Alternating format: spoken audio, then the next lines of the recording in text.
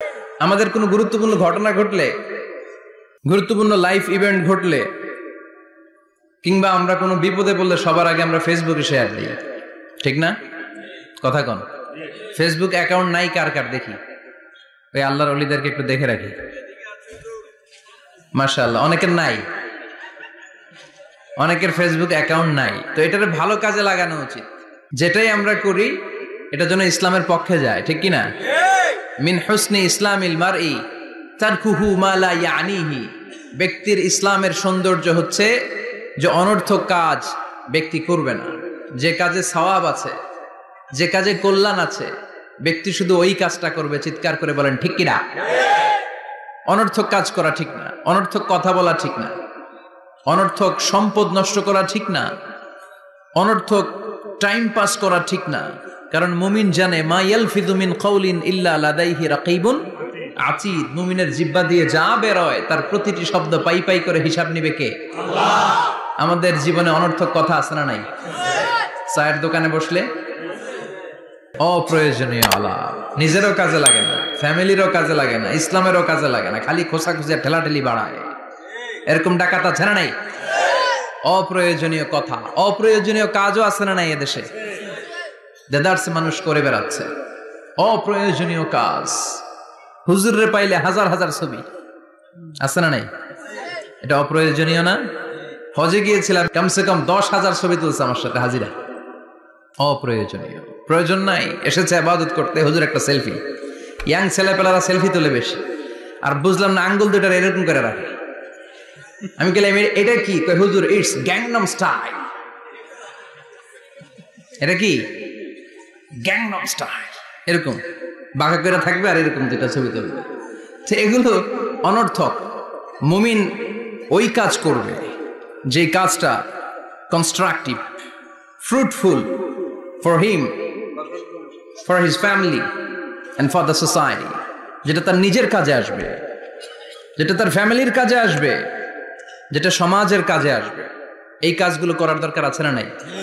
আমার দেশের যুবক ছেলেগুলো অপ্রয়োজনীয় কোনো কারণ নাই এই সমস্ত কাজে ঝগড়া বিবাদে আলাপে লিপ্ত থাকার কারণে তাদের যে ইনোভেটিভ পাওয়ার আল্লাহ তাআলা দিয়েছেন, এটাকে তারা কাজে লাগাতে পারে না। আমাদের দেশের যুবকদের কিন্তু অনেক ম্যারিট। তারা যখন পৃথিবীর বিভিন্ন দেশের ইউনিভার্সিটিগুলোতে পড়ে, তারা র্যাঙ্কিং 1 নম্বরে আসে একেবারে।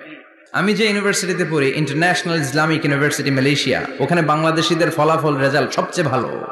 হার্ভার্ডে যান, ক্যামব্রিজে যান, অক্সফোর্ডে যান, যেখানেই যাবেন বাংলাদেশিদের ফলাফল অনেক ভালো। তো তারা সেখানে অপ্রয়োজনীয় কাজে তাদের সময়কে নষ্ট করে না। এজন্য যুবক ভাইয়েরা, তোমাদের আছে প্রাণ ঢালা উচ্ছ্বাস, অনেক শক্তি তোমাদের গায়ে।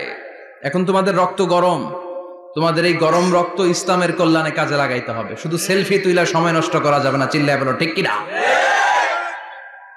কিছুদিন আগে আমি দেখলাম মানবতার দেয়াল। কিসের দেয়াল? কিছু ছেলে পেলে new idea, what an idea, new idea বের করেছে যে এটার নাম মানবতার দেয়াল। খুব সম্ভবত মসজিদের এক ওয়ালের মধ্যে তারা লিখেছে মানবতার দেয়াল, আর কিছু হ্যাঙ্গার টানিয়ে রেখেছে, আর বলেছে যেটা অপ্রয়োজনীয় রেখে যান, আর যেটা আপনার লাগবে নিয়ে যান। এই যে শীত, প্রচন্ড শীতে অনেকের জ্যাকেট নাই, আমাদের কয়েকটা করে জ্যাকেট, জাম্পার, সোয়েটার, চাদর, মাফলার, অনেকের একটাও নাই। আছে না নাই? তারা দেয়ালের নাম দিয়েছে মানবতার দেয়াল। এখানে আপনার অতিরিক্ত পুরান জ্যাকেট থাকলে রেখে যান। তো অনেকে পুরান জ্যাকেট, মাফলার, চাদর ওখানে ঝুলিয়ে রেখে গিয়েছে। আবার লিখে দিয়েছে যার লাগবে তিনি নিয়ে যান। যার মাফলার নাই, যার জ্যাকেট নাই, চাদর নাই, তারা এসে নিয়ে যাচ্ছে। এটা একটা সুন্দর আইডিয়া না? তো চায়ের দোকানে ছেলেপেলেগুলো যদি মারামারি করতো, অপরাজনীতি করতো, গুতাগুতি করতো, কিলাকিলি করতো, তাহলে মাথা থেকে এই আইডিয়াগুলো বেরোতো? কথা বলেন। Human capacity is amazing. কি পরিমাণে আল্লাহ তাআলা যে আমাদেরকে ক্যাপাসিটি দিয়েছে, আমাদেরকে যে কত প্রিভিলেজ আল্লাহ তাআলা আমাদেরকে দিয়েছে আমরা জানি না। আমরা আমাদের দেহে কত শক্তি, সম্ভাবনা নিয়ে যে ঘুরে বেড়াই, আমরা অনুধাবন করি না। এজন্য সময়গুলোর কাজে লাগাও। কিন্তু আফসোসের সাথে লক্ষ্য করা যাচ্ছে যুবকদের চরিত্রকে ধ্বংস করে দেওয়ার জন্য যে কয়েকটা হাতিয়ার আছে, সবগুলো বাংলাদেশে আছে না নাই? ইয়াবা আছে না নাই? ফেন্সিডিল আছে না নাই? হিরোইন আছে না নাই? মারিজুয়ানা আছে না নাই? এই ফেন্সিডিল ইয়াবা আগে শুনতাম ইউনিভার্সিটির ছেলেরা খাইতো, এরপরে নাইমা আসলো কলেজে, এরপরে হাই স্কুলে, এখন প্রাইমারি ছেলেদের হাতেও ইয়াবা ঢুকছে। চিল্লা এখন ঠিক কিনা? দেশের যুব সমাজ আজকে কোথায়? পর্নোগ্রাফি, এক একটা মোবাইল এক একটা হিন্দি সিনেমার কারখানা। ইন্ডিয়ান নায়িকাদের কোমর দুলানো ডান্স আছে না নাই? স্মার্টফোন নিয়ে ছেলে স্মার্ট হয়, কিন্তু ইমান, আখলাক, চরিত্র সব শেষ। অপরাজনীতি, রাজনীতির নামে মন্দ খারাপ প্রতিহিংসামূলক ছাত্র রাজনীতি, নেতারা এই যুবক ছেলেদেরকে ইউজ করে, ওর বিরুদ্ধে ও মার, তুই ওরে মার, ওনারা থাকে অন্য জায়গায়, আছে না নাই? এভাবে আমাদের দেশের ছেলেদের চরিত্র, তাদের সম্ভাবনাকে আমরা নষ্ট করে দিচ্ছি। যুবক ভাইয়েরা, in the day of judgement, কিয়ামতের কঠিন ময়দানে আল্লাহ তাআলা 7 শ্রেণীর ব্যক্তিকে তার আরশের নিচে ছায়া দিবেন। এর মধ্যে এক শ্রেণী হচ্ছে তোমরা যারা যুবক, শাবুন নাশাআ ফি ইবাদাতিল্লাহ, ওই যুবক যারা তাদের যৌবনে, তাদের সময়টা, তাদের দিন, তাদের রাত তারা আল্লাহর ইবাদতে কাটিয়েছে। সুবহানাল্লাহ পড়েন। 7 শ্রেণীর মধ্যে 2টা শ্রেণী হলো যুবক। একটা হলো যৌবন সময়ে যারা আল্লাহর ইবাদতে রাত কাটায়, সময় কাটায়। আর দ্বিতীয় ওই যুবক, যে যুবককে কোনো নারী অন্যায় কাজের, অন্যায় প্রেম করার পরকীয়ার অফার দেয়, ওই অফারকে ক্যান্সেল করে ওই যুবক বলে ইন্নী আখাফুল্লাহ, আমি এই পরকীয়ার দিকে যেতে পারি না, কারণ আমার অন্তরে ভয় আছে একজনের, তিনি কে? যাদের হৃদয়ে আছে আল্লাহর ভয়, তারা কভু পথ ভুলে যায় না। আল্লাহর প্রেম ছাড়া এই দুনিয়ায় কারো কাছে কোনো কিছু চায় না। ঠিক কি না? রাতের আধারে যারা সেজদাতে রয়, দু চোখের শ্রুতে নদী যেন বয়। আল্লাহু আকবার। তো তাহাজ্জুদ পড়বে কখন? ফজরে তো পড়তে পারে না, আছে না নাই? রাতের আধারে যারা সেজদাতে রয়, দু চোখের শ্রুতে নদী যেন বয়। ছলনার হাতছানি যতই ডাকুক, পেছনে ফিরেও সে তাকায় না। যাদের হৃদয়ে আছে আল্লাহর ভয়, তারা কভু পথ ভুলে যায় না। আল্লাহর প্রেম ছাড়াই দুনিয়ায় কারো কাছে কোনো কিছু চায় না। চিল্লায় বলেন ঠিক কিনা? তার মানে প্রথম হচ্ছে এক যুবক, যেই যুবক তার যৌবন কালের সময়টা আল্লাহর ইবাদতে কাটায়। দ্বিতীয় হলো এমন যুবক পরকীয়ার অফার পেয়ে সে বলে আমি ভয় পাই একজনকে, তিনি কে?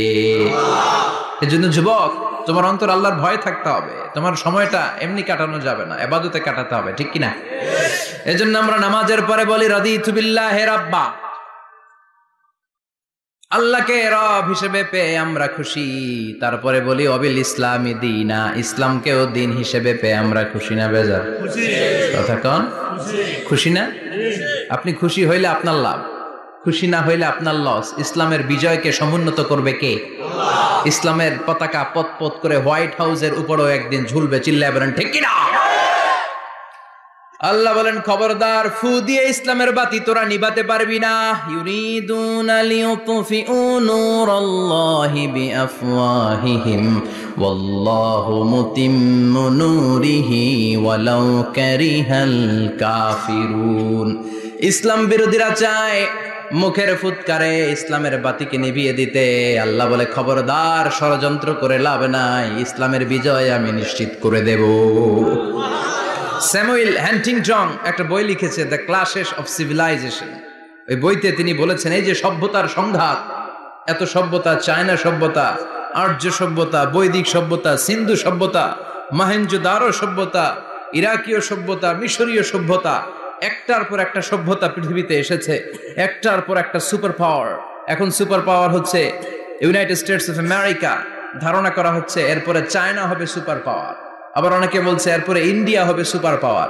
এভাবে একটার পর একটা সুপার পাওয়ার যাওয়ার পরে সর্বশেষ যে সুপার পাওয়ারটা পৃথিবীর বুকে মাথা উঁচু করে দাঁড়িয়ে থাকবে সেটার নাম হচ্ছে ইসলাম।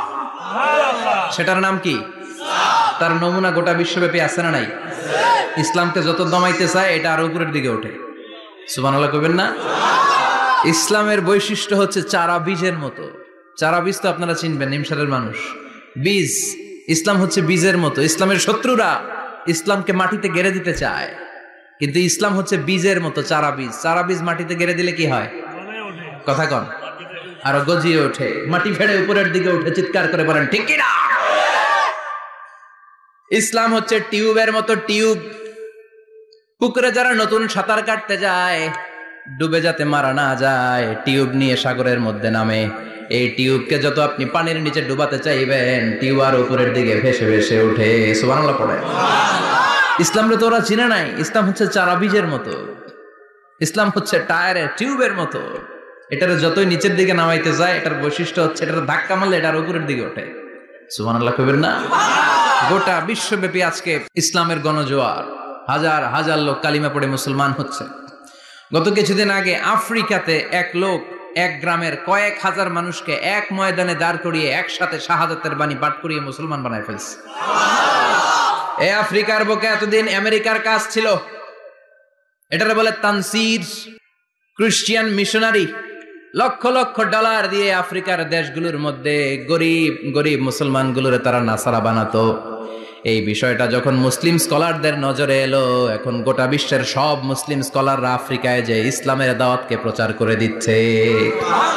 গ্রামকে গ্রাম খ্রিস্টান সম্প্রদায় লা ইলাহা ইল্লাল্লাহ মুহাম্মাদুর রাসূলুল্লাহ। ঝিনুকের ভেতর লুকিয়ে থাকে যেমন মতি, ঝিনুকের ভেতর লুকিয়ে থাকে যেমন মতি, কালমা শাহাদাতে আছে আল্লাহর জ্যোতি, কালমা শাহাদাতে আছে আল্লাহর জ্যোতি। পড়েন সবাই। ঝিনুকের ভেতর লুকিয়ে থাকে যেমন মতি, ঝিনুকের ভেতর লুকিয়ে থাকে যেমন মতি, কালমা শাহাদাতে আছে আল্লাহর জ্যোতি, কালমা শাহাদাতে আছে আল্লাহর জ্যোতি। ঠিক কি না? এই জ্যোতি যদি একবার কারো হৃদয়ের মধ্যে স্থান করে নেয়, এই নুরানি আলোর ছোটা যদি কারো হৃদয়ের মধ্যে জায়গা দখল করে নেয়, পৃথিবীর কোনো মতাদর্শ তার অন্তরের মধ্যে আর থাকতে পারে না। গ্রামকে গ্রাম আফ্রিকাতে এখন কালিমা পড়ে পড়ে মানুষ মুসলমান হয়ে যাচ্ছে। সুবহানাল্লাহ পড়ে। একদিন আমেরিকার হোয়াইট হাউসের উপরেও কালিমার লা ইলাহা ইল্লাল্লাহর পতাকা পতপত করে উড়বে। চিল্লায় বলেন ঠিক কি না?